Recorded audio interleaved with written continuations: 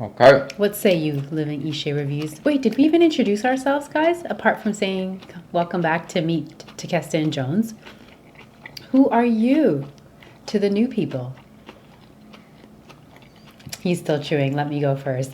I am Lisa, also known as the Alkali Yogi, and you are Living Ishe Reviews. And I'm living my life, best life right now. He's eating his best salad.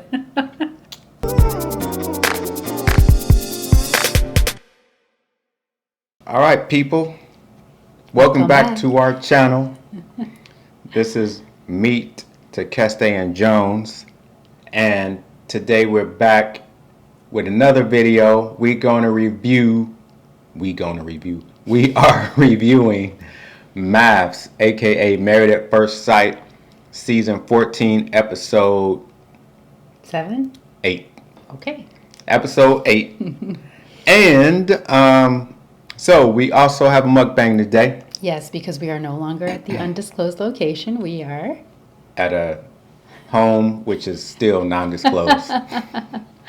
So we're back to cooking. We're back to the kitchen. Yes. What do we have tonight? Tonight we have some food. Food. I can't really show the camera. It's so good, guys. So this is my variation on fool. So rather than fava beans, which is how fool is traditionally made, those of you from the Middle East or near the Mediterranean, Middle East mostly though. So what I do is actually like to use red kidney beans as well as garbanzo beans, chickpeas, always organic. Chopped red onions. I like to add chopped cherry tomatoes because they're alkaline. And I also like to add chopped bell peppers. I always look for either an orange or a yellow just to add color because as you can see it's very browny looking food and I love color because we live in color. Anyways, so that cooks very easily. It's very quick. It's typically in the Middle East a breakfast food, but I enjoy it so much. It's so easy. It's light. It doesn't make you bloated. So I can have it any time of the day, and so can Ishe. And I enjoy it too. And I topped it off with some sauteed cremini or cremini mushrooms, organic always, because he loves mushrooms. So I sauteed some on the side with some red onions and shallots because shallots are also alkaline. So are the mushrooms. Added that and then a dollop of Trader Joe's delicious vegan tzatziki. I typically do a dollop of the sour cream because I think sour cream sets it off really nicely. It's like a nice balance, but I was out of sour cream, so I improvised and put a dollop of tzatziki, always vegan, always delicious. And bada bing, bada boom, that's And I'm all about the roots. I'm all about my roots. And we have a side salad. Yeah. Big old salad there. Organic greens, cherry tomatoes, organic red onions, all alkaline. I did dress it up though in a little bit of balsamic vinegar from Modena without any sugar, so unsweetened balsamic vinegar. Some of them add sugar. Look out for that. Extra virgin olive oil and sea salt as always. By the way, speaking of olive oil, I actually added a really nice drizzle on top of the full of our favorite spicy olive oil from Olive MBK. And that's it. And we got some gluten-free crackers. I gotta have everything. He's got to have everything, even though he doesn't look like it. He eats actually, he's not really that big of an eater. No, not really. But when he does sit down and have a meal, he eats well. These are gluten-free crackers that we got made with almond flour. Bada bing, bada boom. Boom. And you know me, my trusty drink of tonight, my drink of choice tonight is... Tell the people. Some good old palm, aka pomegranate juice. It's in that container that looks like a thick lady. Yes. All right, so... Wait, what about my drink? She's drinking spring water. Alkaline water with a pinch of sea salt to add electrolytes and for better absorption in the body. And of course, always blessed and prayed over. Shall we cheers? You didn't know this was a health channel too? You didn't know, now they know. Cheers. Let's get on and popping, as the kids say. No, with you the want to reviews. get on and popping. Well, you know, we've got to get moving. Yes. The people have things to do other than watch us, right? No. This is all they have to do. Stay Watch here. us. Stay where you are and watch us. Don't do anything else. Okay, let's do it. So we going in order as how the show is shown. So we'll start off as the show did with Steve and Noe. And Steve is quite annoyed. No. Okay, no, they showing that. Noe is annoyed. Well, they're showing how they wake up and they, it's breakfast time. And of course, Noe is working. Not Steve, though, because he living a good life. He ain't got to get a job. He's straight. He has savings. He made good money and he is good with money. But, she want to see him having a briefcase going to work every day. Like, I ain't trying to go to nobody's job. But anyway, but Steve does cook brekkie, And this guy also cooks brekkie. Hey, I do. But that brekkie looked really good. Like, she's lucky. You do the same, but with vegan eggs. Yes, I do. And who else? Elijah cooks brekkie too. But anyway. Give it up for the men that are making brekkie for their ladies. Yeah, especially if you ain't got a job, you should.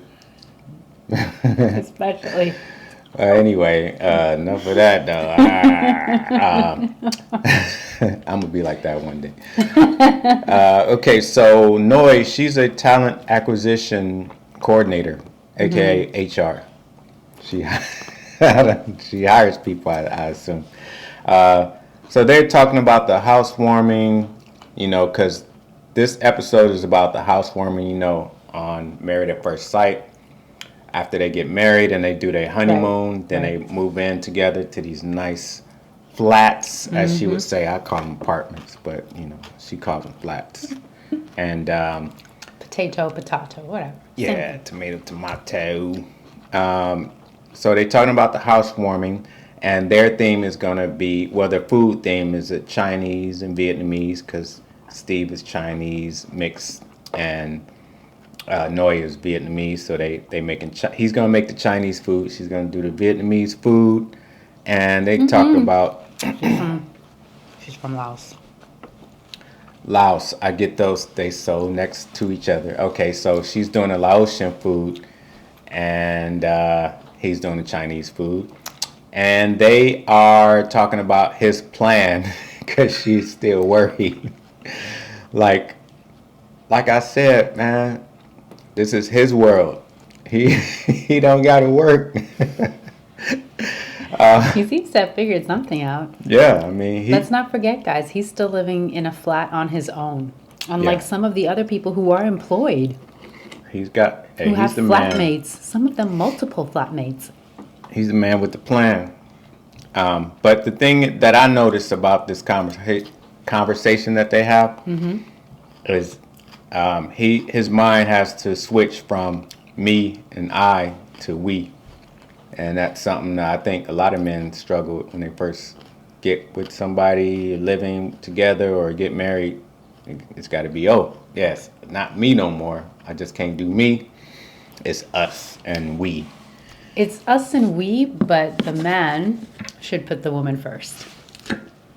Yeah. Because the woman will take care of you. It's in our nature, it's our nurture to want to look after you. I'm saying this facetiously, so don't get Wow, what did you do to this salad, though? It's good. Whoa. This is literally the chopped, salad. Move over, or chopped, whatever that name is. This is... I'm glad you're joking. I literally whipped it together in 2 minutes. Well, you saw. There's like barely anything in there. Only go in the kitchen to wash dishes. These days, that's true. So, I think it's important to remember, right? Was that the point that I was on? Is that Steve is after all... No, sorry. I was saying that, yes, the man should put the woman first, but being like low-key facetious about that. Obviously, always put yourself first. It's no different than if you're on an aircraft. When the oxygen masks drop, you should help yourself before you help anyone else. But rather, and as soon as you inherit a wife or are blessed with a wife, she's got to be that extremely close second. She needs to feel like she comes before you, but obviously no one should come before you. But you can make her feel like she's coming before you, or is at least on par with you, because you know that if you have a good partner, she's going to want to take care of you the same way that you take care of her and support her and uplift her. We only want to give back what we receive. Okay, so Elijah. Now we go to Elijah. They do these little cutouts. So Elijah has a talk with his friend. He's asking them if he see any red flags, and they just saying what's going on. Elijah's saying that he's not ready to have sex, and even though he got the okay from Pastor Kyle. No offense, but who's Pastor Kyle to give the okay though? All right.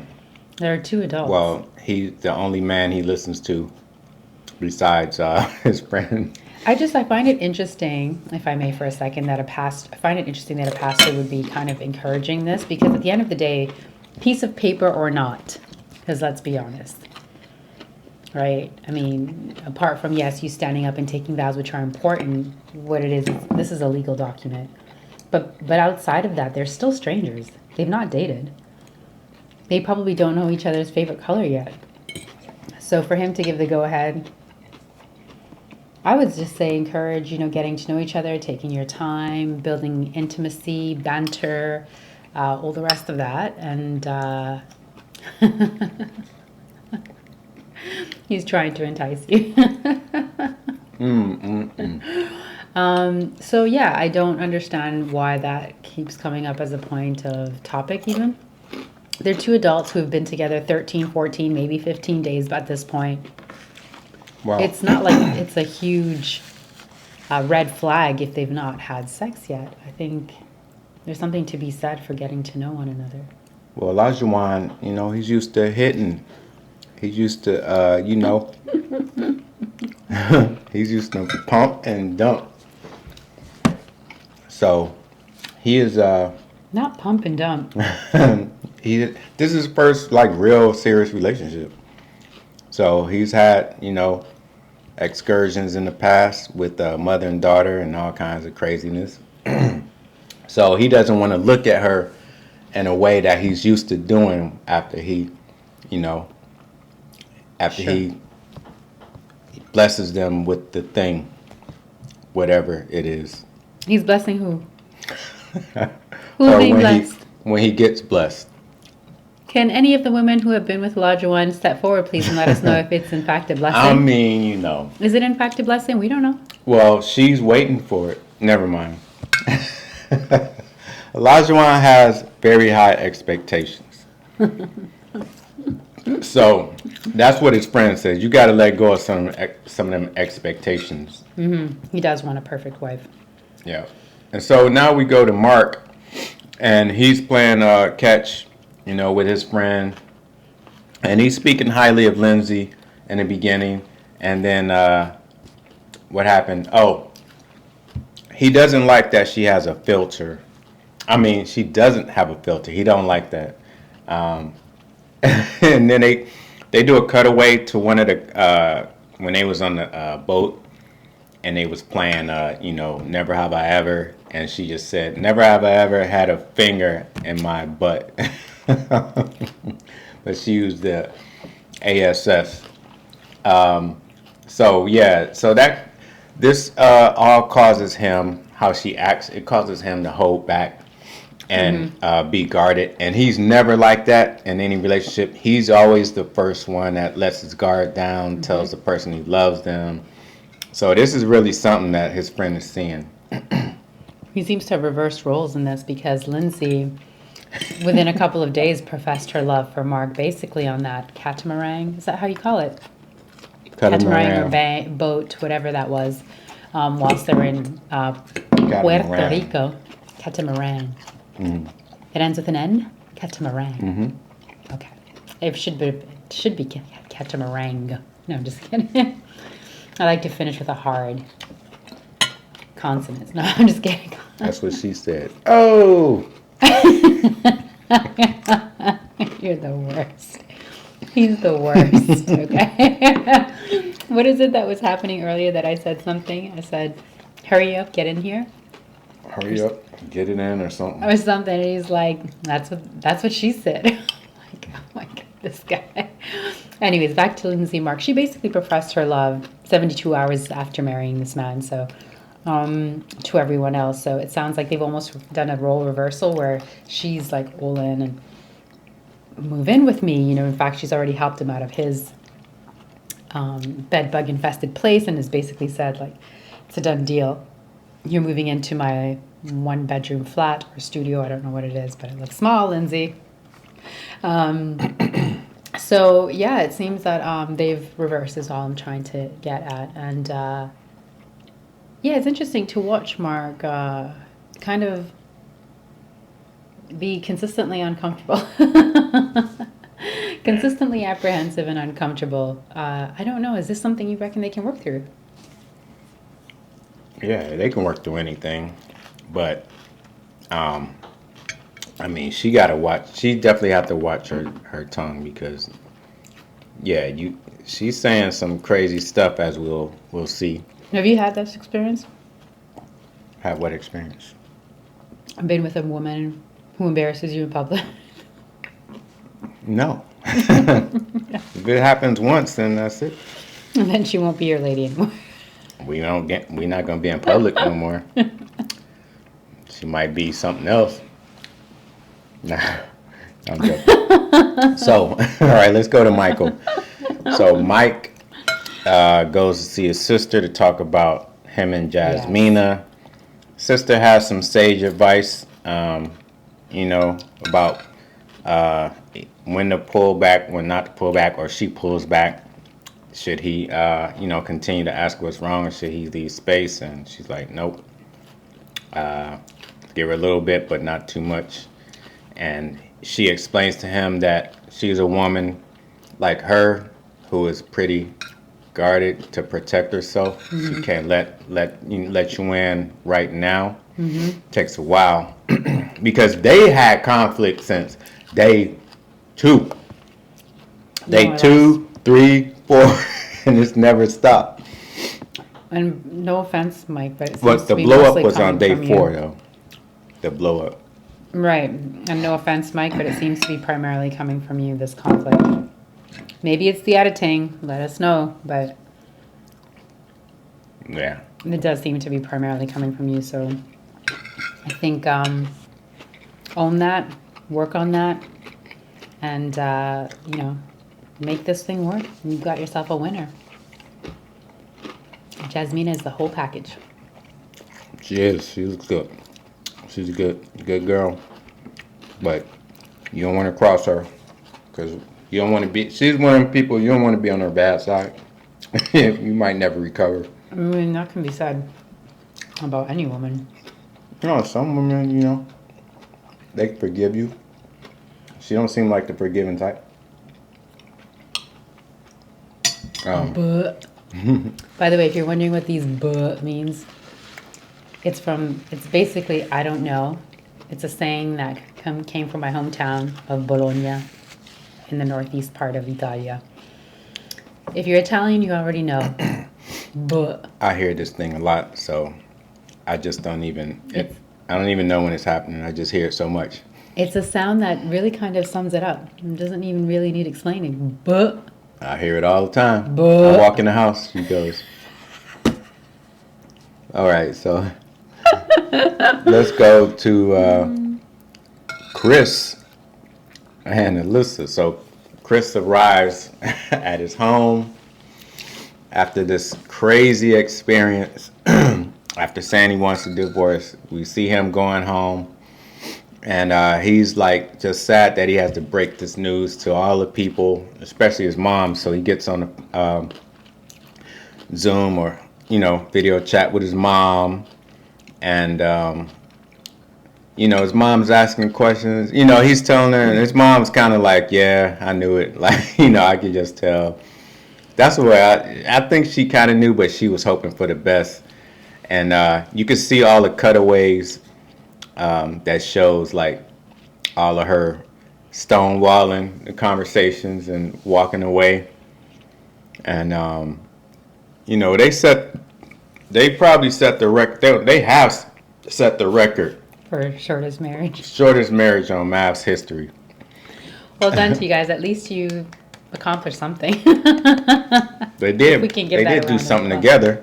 They finally did something together. You did something together. You have set a whole new record. But yeah, that conversation, you know, I really felt for Chris because, again, and I want to state this, I understand that production has a great deal to do with how things are portrayed and brought to us. And so it's very easy for production to manipulate things.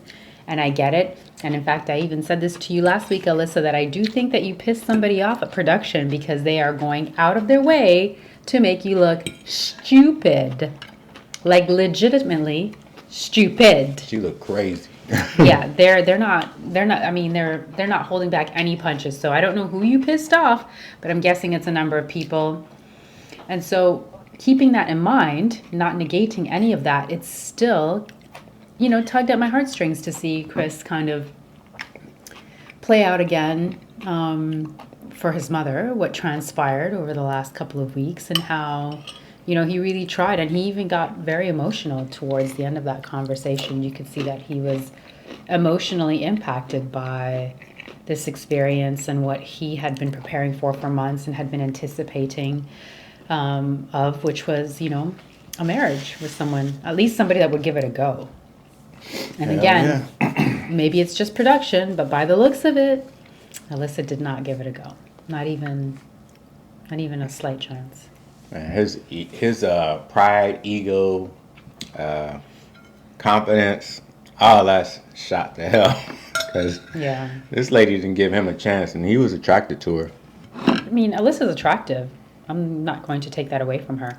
She's, at least according to what we've seen so far, not a terribly nice person. All right, so we're going to Katina and her friend Ariana. Mm-hmm. This was a funny talk.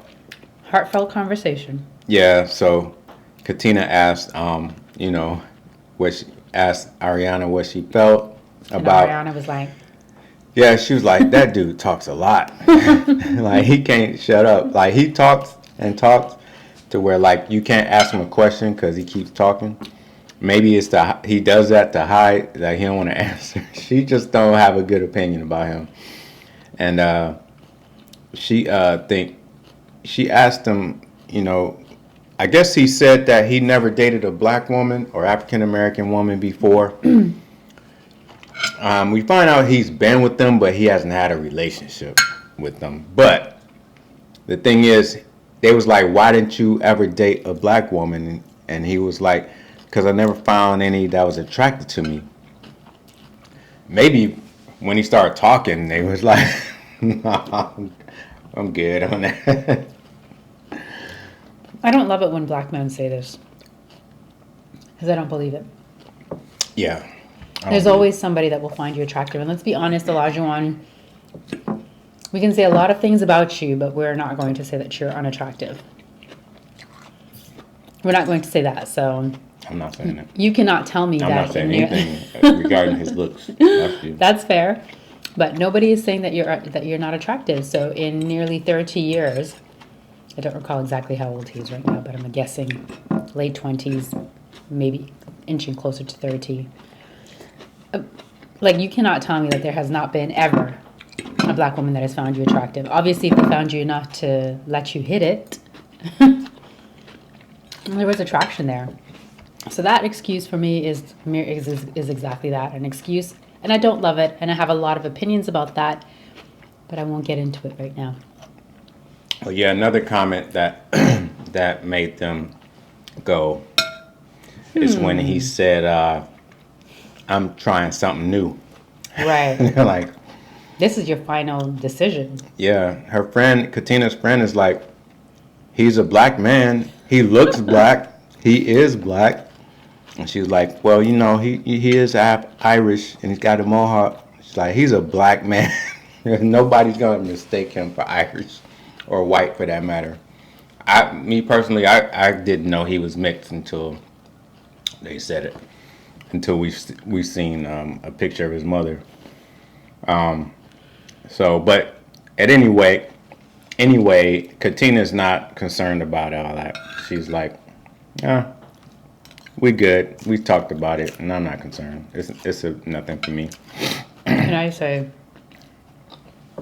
I think Katina's already head over heels in love with this man.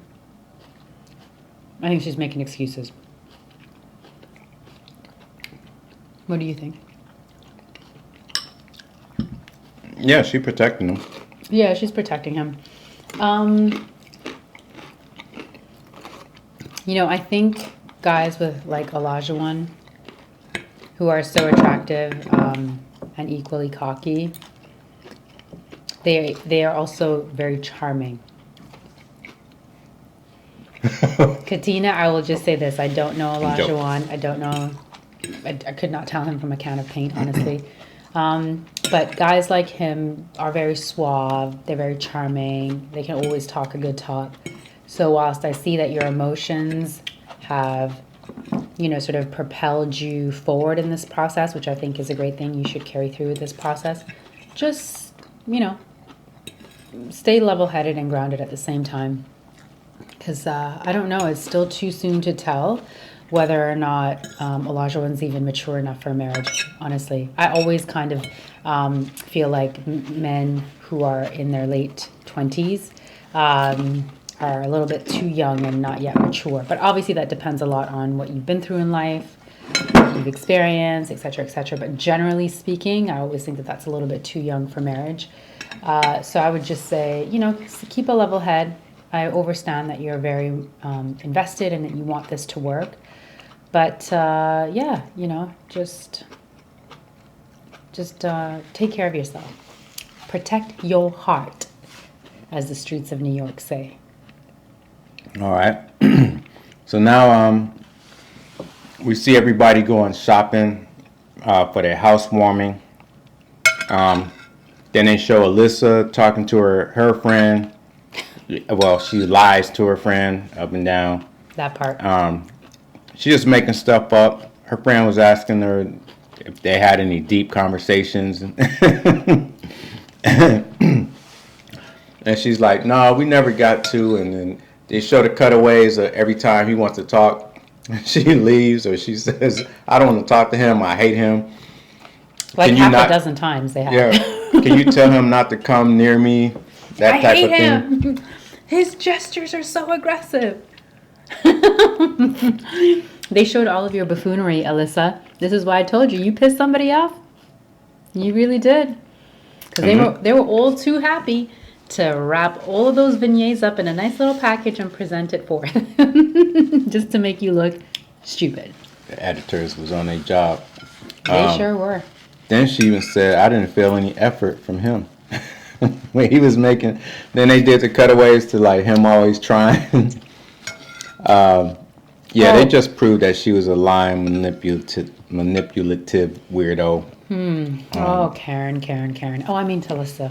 My bad. And then they go, and I think she said, they was like, what are you going to do now? She was like, I'm going to pack my bags and move to Texas and find a cowboy. Good move. I think you would do very well out there. But not before she speaks to her psychic. Right. Who told her about the man she was meeting with the eagle tattoo. So right. She might be in hot pursuit. Which was really a lion, which is the same tattoo that Steve has, but we've digressed. Yeah. Anyway, on to Jasmina. She's talked to her friend, and she starts off with the roommate situation and how he lied. Well, I don't know if he lied or not being forthcoming with telling her he had 2 women roommates when she said she lived with a man.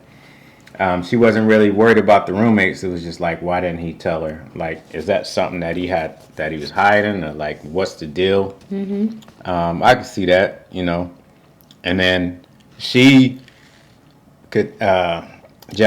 thinks that, Mike is like, when he's right, he feels he's right. And her friend was like, that's just like you. Like, y'all the same exact. Like, y'all have so much in common. Y'all actually the same people. They're very similar, which is why they were probably paired. and matched up. But yeah, I mean, it's been a tough road thus far. It's not been easy watching them, I have to say. I was really hoping to see another great connection like we did with like, is it Woody and Amani? Who, by the way, are expecting. Congratulations, guys! They just recently announced that.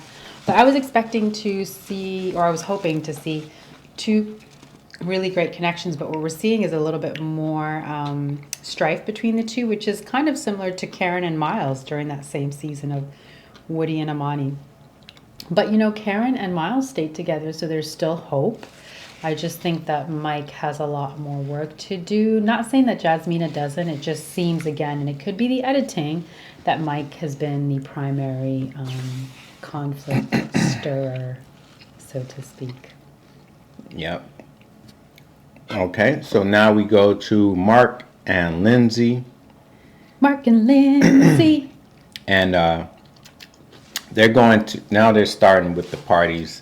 So Mark and Lindsay are doing a pizza party, and I like that idea. Yeah, everybody can make their own pizza. I love that, and they can play. They play charades, and then they split up into rooms and talk about each other, or get advice from each other's friends. I'm gonna steal this pizza idea, guys. I think it's a really good one. Thank you for that. We'll be doing that. All right, and so then Jasmina and Michael, their party is a taco party, taco theme. It's about taco party. It's about a taco, something like that. The balloon said it all. What was it? What you talk about? No, I don't know. Sorry, guys, I don't remember that. It was cute. Yeah, and then we go to Steve and Noi, and of course their Asian fusion party. And at the party, the kid thing comes up in front of the guests, and the job, of course, is lack thereof. His plan comes up. I'm like, should be, you know, they should have that discussion on their own, but it's in front of the friends, so it's still, you know, nothing's changing with that. Like, she's not going to go back on her 3 kids that she wants, and he's not going to get a traditional job. He's going to do it on his own. He got a lot of skills. I believe in the guy. He seems to have a lot of savings too. That counts for something. Yeah. And Michael, now we go to Michael and Jasmina. So, man, this is like he always brings up something negative. And this is one of the only times that he only had one thing negative to say, because he brought up the fact that, man, can you imagine if we were still fighting, what kind of tension this would have at this party? It's like, dude, you get in the moment. Positive vibes only. He lives in his head a lot. Yeah. So they have, they play charades, and they both are competitive, and we see a little affection, you know. Yes. It was the first time. He holds her by the waist, and I'm like, okay, they, you know, he should have been doing that the whole time. So then they break into rooms. So Jasmina goes and talks to his sister, and she likes him. Her Mike's friend, Mike's sister likes Jasmina, and Jasmina's friends like Mike. Yes. Jasmina's sister-in-law, or Mike's sister, is actually really rooting for them. You can see. Yeah. She's really rooting for them because I think she's been worried about her brother. I think she might be big sis. So she seems like the big sister. I understand that. I think, you know, in the words of... Because you're a big sister. I'm a big sister. I'm the firstborn. And, you know, in the words of Pastor A.R. Bernard, the biggest decision that you will make in your life is not your career path. It's actually whom you're going to choose to spend your life with, because that affects your day-to-day and your quality of life more than anything else.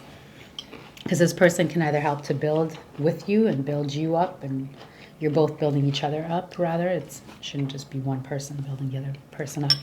Or you know, you guys aren't getting anything done. You're not accomplishing anything. You're not creating anything, you're not producing anything, you're not healing each other, helping, you know, in every facet, spiritually, mentally, emotionally. So picking the right person to spend the rest of your life with is, I would say, the biggest decision one will make. What you reckon? I agree. Okay. Point for Mr. or Dr. Bernard. I agree with that. Okay. Yeah, because, I mean, that couple, they're both petty. They can be petty. Mike and Jasmina. So one of them got to be less petty and reel it back in when they got something. Yeah. I would say just because of what Mike has gone through, I would like to see Jasmina soften up just a little bit. Yeah. Because he has gone through a lot. But she has too, but she has too, but he lost both of his care parents. Yeah. And he will get to that place once he's healed himself to the point where he can operate in his full capacity as a man, which is in part to provide and protect for your wife, right? But he has to be made whole first. And I'm not saying that he comes before her. That's not what I'm saying at all. I'm just saying, you know, given the tremendous loss that he has experienced and the trauma that comes with that, that I would personally like to see it if she could soften up just a little bit. I'm not saying cave in, let him walk all over you, but, you know, be prepared to give him a little bit of grace whilst he's still working through his things. But he's the man, so he got to lead. So. But he's a broken man currently. Yeah. He's not whole. You can see that. He's not a whole man right now. They need, I mean, that's the problem. Like, she's going to feed off what he does. So, he ain't got no choice. Okay. He got to be strong. He got to try to, some way. Sort this out. Yeah, otherwise he should not be married.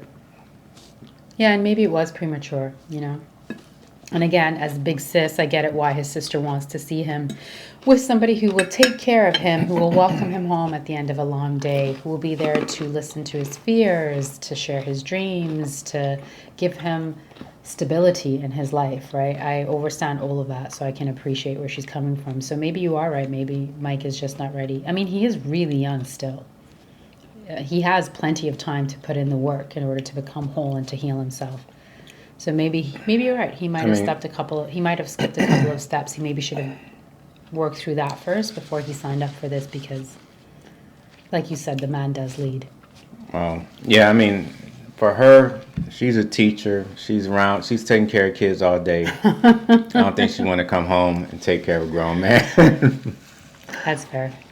You know, I guess it also depends on what you do that occupies your time, as in work. Mm-hmm. What your occupation is can have a lot of effect on how you are at home too, and what you want when you go home. Right. So Olajuwon and Katina. So Olajuwon is black because they went out and got the fried chicken. They had chicken and mac and cheese and alcohol. Now, that is a black party. You can't get blacker. They put in the least amount of effort, meaning they made nothing from scratch. Katina and Olajuwon. And knowing Steve, they were putting their back into it. Did you see that? Mortar and pestle, chopping this and that and the next. Yeah, they had raw meat that they was chopping up. What? I mean, they really was impressing their friends. They made everything it looked like from scratch, so kudos to you guys. But, you know, in addition to grilling stuff, Katina's friends grilled him to perfection. They don't like him. No, they do now. Oh, yeah, that was FaceTime. They said they liked him, but I think they still trying to, they got to see more. Mm-hmm. Because they still on the fence, but in the cameras they say they like him, but we can tell. But, you know, she likes his friend. His friend is really cool. The guy who Olajuwon, his best friend. His mentor. Yeah, and mentor. Mm-hmm. So, yeah, I also think it was some kind of, maybe, they had beads. I'm thinking some Mardi Gras theme. I didn't notice, actually. Did they even really have a theme? Yeah, they probably just saw that oh, these look cute. Let's wear these at the party. So everybody had on I didn't these. even notice, to be honest. I just knew Yeah. that they had some mac and cheese there, and I love. She has the mac and eye cheese. for the food, and I have eye for the Everything else. minimal details, the minuscule details of everything on the set. But you're right, because I didn't even realize that there was a theme actually to all of these housewarming parties until you said it. Yeah, that's I my was just concerned about the food. my dumb ability to categorize stuff. All right, so Steve and Noy. Now they were the couple that everybody's vying for. Like they like the perfect couple, but they got issues. They got so many issues. I mean, they have a fight over noodles. Like, how stereotypical can you get? Okay. To Asian people fighting over noodles? I know. Because she's gluten-free, like me, but us, because I do the cooking and the shopping. By default. So he's gluten-free also by default. So I get it that she is not able to enjoy what he enjoys, but she was prepared to make a meal, and what I don't understand is why did they even have 2 separate pots for noodles? Why not just Steve just eat the gluten-free? He does. He eats whatever I put in front of him. But you forgot, Steve should be cooking because she worked, so he should be doing the cooking. But this was the first time that she was cooking for him. She was cooking for him, and she had 2 pots. Her noodles was done. She poured them out, strained them, had them on a plate, eaten. Left his noodles on the stove. They got overcooked and soggy. He was pissed, as he should be. If you're gonna make dinner for me, like, why don't you put, like, it's like you didn't treat my stuff with the same, Yeah, care and consideration. But why do you need to have, if she's making dinner, why can you guys not eat off the same pot, out of the same pot? Have the gluten-free noodles. Maybe we missed something due to the editing. Maybe they was trying to eat at the same time. That's why they had 2 pots cooking. No, but what I'm saying is if she was already making gluten-free noodles, why was he also going to make non-gluten-free noodles? She was cooking that night. There's only one chef in the kitchen, by the way. Oh. So she's preparing the meal. Why not just eat whatever she's going to give you? Because it's not like a person that eats gluten cannot eat gluten-free. Maybe she was secretly mad about that. She was like just eat. Why can't you just eat the damn noodles? If he did that to me, I would go nuts. Honestly, I would go nuts. That's too much effort. It's too much effort. Like all I buy is gluten-free everything in this house, and he's not fussed. He just will eat whatever I put in front of him, so long as it tastes good. He's happy. He doesn't care if it has gluten, not gluten. You don't have to squeeze the gluten gun. Right, like the syringe. It's just an inside joke we have, because there are people in the family who love gluten. Yeah. But truthfully, like, you've never said to me, can you make something for me that's not gluten-free? Well, you know what? It could. Well, another thing could be maybe there's a certain kind of Chinese noodles he likes that are not gluten-free. And maybe she has some kind of things that she found.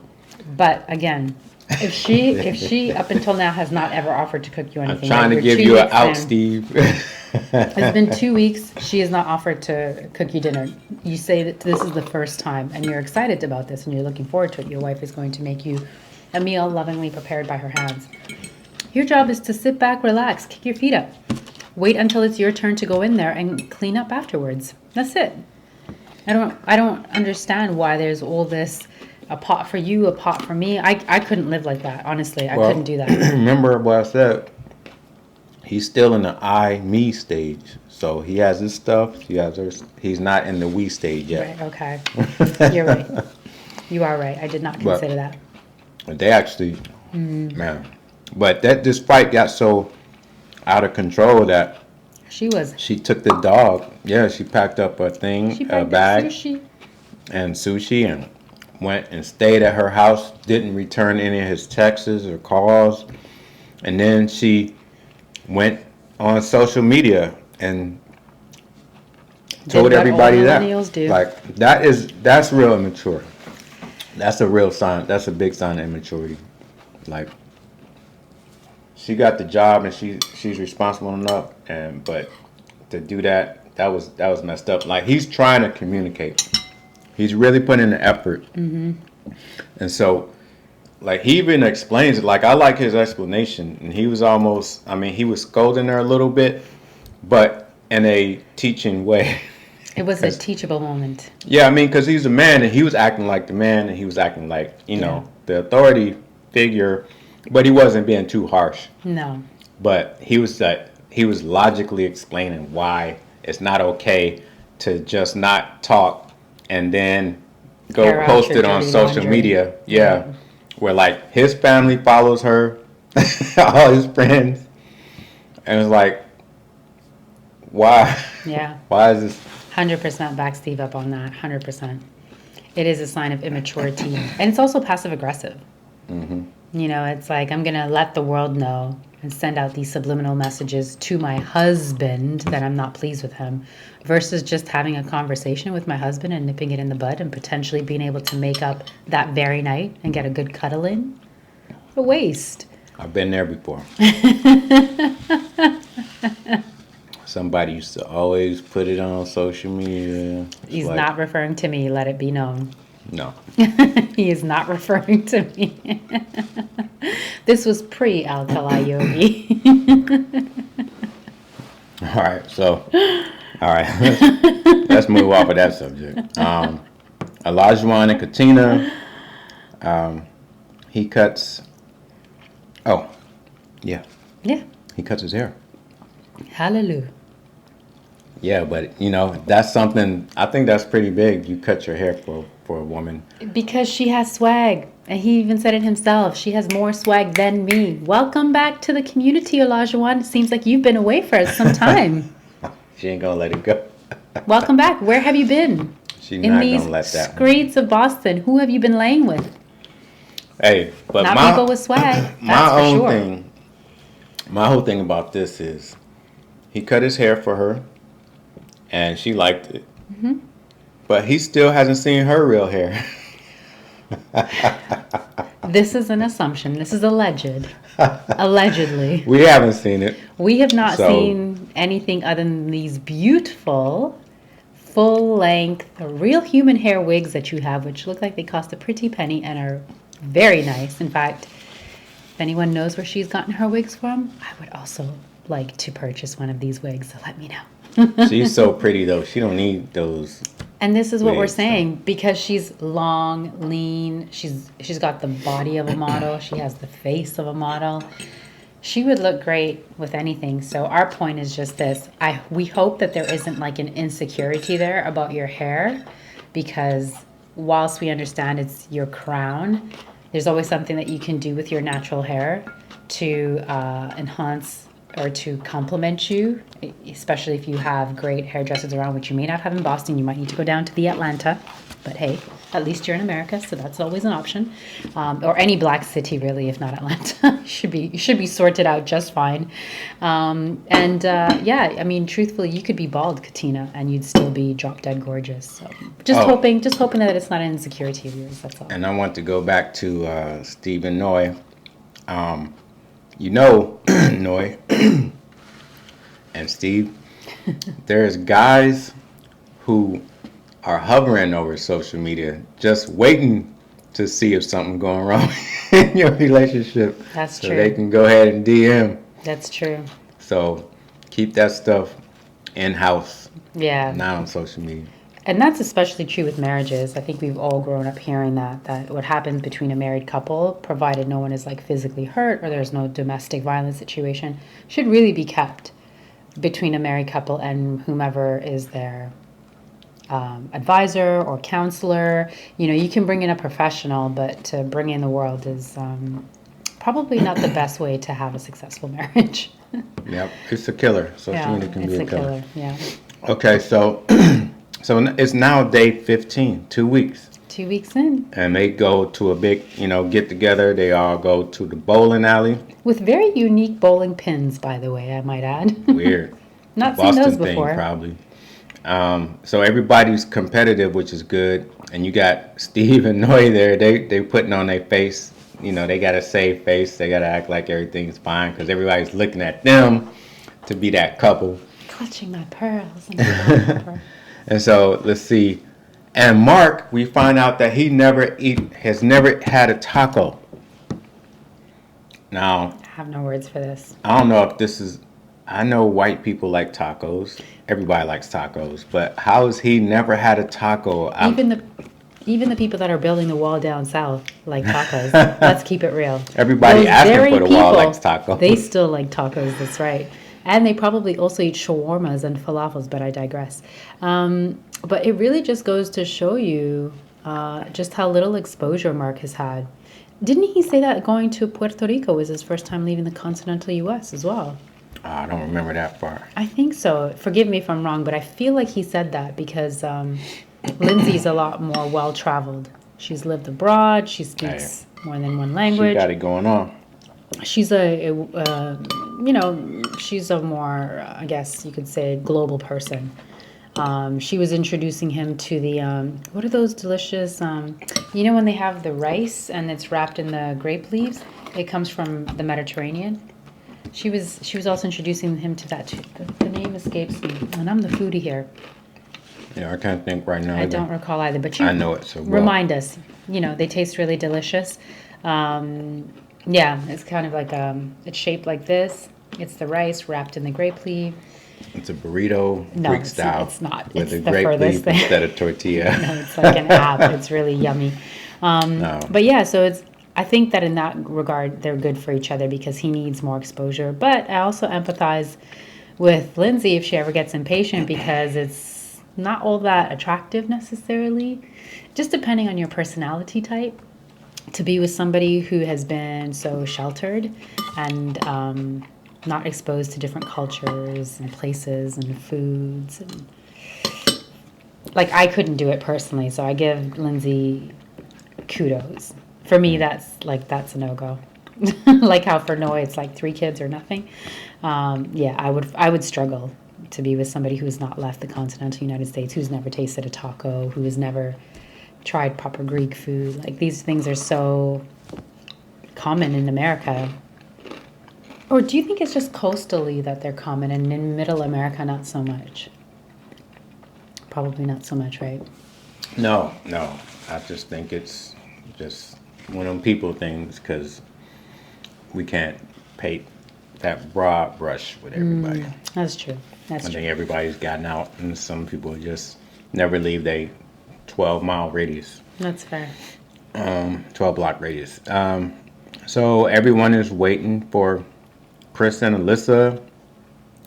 I like how Jasmina talked about how she likes Katina and O, and she says they think they're funny, but they're really not funny. So that they just that corny couple who make everybody laugh for saying dumb stuff.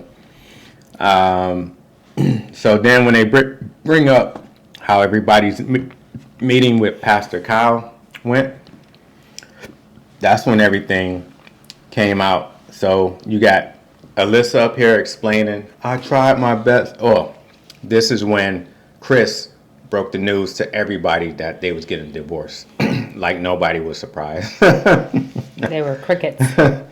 And she was still doing that. I tried really bad. I tried my best. I wanted this so bad. Everybody was looking at her crazy. They was like... Eyebrows went up. You tried? And then, no, you see, what happened? What happened with the Lindsay and Katina? They almost came to blows. Well, from across the room, they didn't get together, but I think we would have saw her real hair then. Either she took it. But she had said something, and then what did Lindsay say to get it started? Something about, you need intimacy in order to have conflict. Right, because they were saying that, Katina and Olajuwon were just talking about their progress and where they had made it to, and Lindsay I do like her in. weave, though.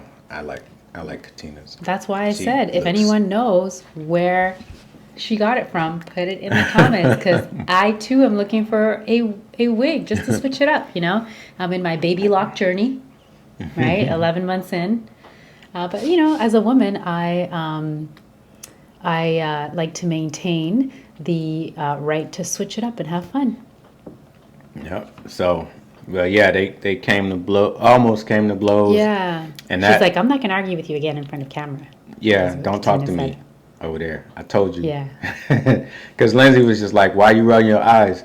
And I agree. Part, that's what said. Like, Lindsay ain't had, I see what Mark is getting at, like, in public. Like, it's like stuff that don't even need to be said, really. Sure. Like, you ain't even have to speak to her. You know, she don't like you. Like, why are you even starting? It's kind of like you starting with her. And, like, now we can't get out of this. Like, we're that couple that nobody's going to invite to the parties. But I'm going to hold Katina responsible as well. She didn't also need to roll her eyes then. You know? Did Lindsay need to comment? No. But equally, you could say Katina could have just... And she could have... Not reacted. She didn't have to... Yeah, both of them could have like, been more mature about this But they the same. They like both petty. A little bit. And then, so this causes Mark and Lindsay to get into it because he's like, I don't like when you do that. I don't like when you do it in public. Remind you guys of? Sorry. Do you remember? That's another video for another time. Usman. He's like, are you ready for this? To Kimbali. Sorry, 90-Day Fiancé. Why did your mind go there? Because I did this. They went to blows. Okay. And then I'm like, oh, yeah. Yeah, see? This when the boo should really be happening right now. Okay. So Mark and Lindsay getting in a fight at the bowling alley. You got the production crew and everybody moving out the way. No, they're having an argument. And yeah, he's like, I don't like when you're doing that. And she's like, what did she say? She's like, well, she was rolling her eyes. She was defending herself, basically. And, you know, what's the big deal? Like, I guess, yeah, she don't like when because you're not really supposed to take the other person's side. But, you know, he could kind of, like, get her out of there or talk or whatever. But, yeah, she was mad, and he was like, I'm done. I can't do this no more. And then he goes sit on the stairs, and Chris comes over there and joins him. Misery. And then Lindsay goes in the bathroom. She berating this guy and with an earshot. And what was the stuff she was saying about him? She, once again, was hitting below the belt, not unlike that time in Puerto Rico where she talked about, well, if we need to slow it down and take it back, I'm going to go all the way back. Why did we even consummate? Don't fart in front of me. Don't plug the toilet. She had another one of those moments, but this time she had to talk about his salary and what he makes and how his place is roach infested and how she's not even gotten an orgasm from him. Like, these are all things that are also really immature because this is not fighting fair, right? Yeah. It's not fighting fair. You can't take back. You can't take back, and is really hurtful to somebody. So if you say that you love this person after only a few days and that the experts got it right, fight about what happened right then and there, sure. Right? Although I would have preferred you guys actually have this conversation back at your own flat, to be honest with you, and not in front of everyone else, but I digress. But if you're going to fight about what's happened right then and there to upset you, without dragging in everything else that you have seen over the past 12, 13, 14 days. Because if you're starting that now, what's going to happen when you're 2 years, 5 years, 10 years in? You're going to still be bringing stuff up from the past? Like, your history is only going to get longer. And that just makes for every argument a much more convoluted situation and confusing and chaotic than it needs to be.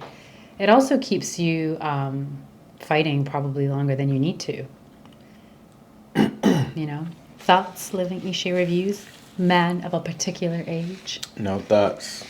No thoughts. I mean, you said everything.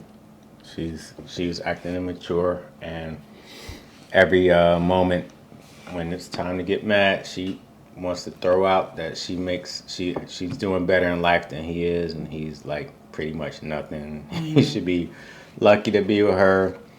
I mean, $60,000 a year as a single man. I mean, that's okay. Like nothing's wrong with that. If you're single, you don't have no dependents. You don't have no wife, right. No kids, no alimony, no child support. You can do your own thing and be comfortable. Very comfortable. So, you know, she always wanted to throw that in his face. So, and then the orgasm. Oh, you don't make me orgasm. Like, this is already in shambles. She's just ripping out all the seams out of the material, out of the fabric, and it's just gonna fall apart. It's gonna be done when it's time. Like by the time we see the reunion, I don't think they're gonna be together. If they are still together, it's because Mark needs a place to stay. He ain't got rid of the bed bugs out of his old apartment. Oh my god! And he just stand there until he can get on his feet. All right, so. And can I just say? Oh, we're not done. My uncle used to always say this, and I find this to be true. It's not what you make; it's what you save. Yeah. You know what I mean? Like, yeah, because like that's true. It is true. I've seen it, like within my own family and community, right? I grew up around immigrants and refugees who didn't come over here to the West and didn't come here and go into high-paying, highly skilled jobs because they were immigrants and refugees. So that wasn't, but they did it as a sacrifice to give us, the next generation, a greater chance. And I've seen all of my family members, in terms of my aunts and uncles who are over here, do amazing things, become homeowners multiple times over, meaning having investments, driving nice new cars, and feeding their families back home on what is nowhere near a six-figure salary. So when I tell you, this is true. You can make $60,000 and have $100,000 in savings. Whereas, somebody like Lindsay, who does like to travel, maybe she likes to grab her coffee, all the rest that enjoys, sort of her life day to day. She could be making $100,000 and have no savings. So it doesn't make sense to shame somebody over their earnings, because at the end of the day, it's like, what have you done? Do you have assets, investments? Look at Steve. He's obviously, I don't know how much he was earning, but he's still doing okay. Yeah. That's all, folks. I think we should wrap this one up. And so, do you want to rate an hour, and I don't know. I rated a 8. I'll give it a 7. It was highly enjoyable for me. I like when they fight. I learn something new. No, I don't learn something new. It's like every time I watch stuff like this, I'm like, oh, I remember when I learned that. So I already learned it because I'm older than them. So benefit of being the man of a certain age. Yeah. Wisdom.